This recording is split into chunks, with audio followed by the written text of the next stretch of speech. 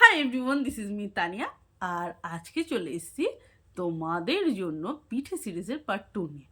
তো আজকে কি হবে, কালকে যে চিতই পিঠেটা বানিয়েছিলাম মনে আছে, সেটাকে আজকে একটু মডিফাই করা হবে। কিভাবে করা হবে?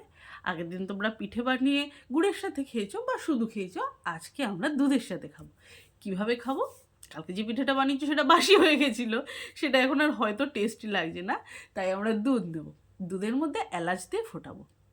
চাইলে তোমরা মিষ্টি নিতে পারো, চিনি গুড় যে কোনো কিছু আলাদা একটা কড়াইতে ফুটিয়ে নাও, তাতে গরম দুধটা ঢেলে দাও। শুধু জল ছাড়া যখন মিষ্টিটাকে ফোটাবে একটা দারুণ কালার আসে, লালচে কালার আসে। এটা হলো একটা ট্রিক, আজকের ট্রিক। চিনিকে বা গুড়কে বা মিষ্টিকে গরম কড়াইতে ফোটানো হয় যখন, তখন একটা লাল কালার আসে, সেটার উপর দুধ দিলে দারুণ একটা কালার আসে, অনেকটা রোজি কালার। তার মধ্যে কি করবে, একটু এলাচ দাও, তবে এটা দিতেও পারো নাও দিতে পারো। জল দিলে সামান্য, আর দুধটা দিয়ে দিলে গরম দুধটা। ফুটলো, তার মধ্যে পিঠেগুলো দিয়ে ঢাকা দিয়ে ভালো করে ফুটিয়ে নাও। তারপরে খেয়ে দেখো, এরমভাবে সরচিতই খেলে না, দেখে যেরকম শান্তি, খাওয়ার পরে বলবে আমি আবার বানাবো, পরের দিন আবার বানাচ্ছি তানিয়া। সিরিয়াসলি বলছি। তাহলে কালই বানিয়ে ফেলো কিন্তু।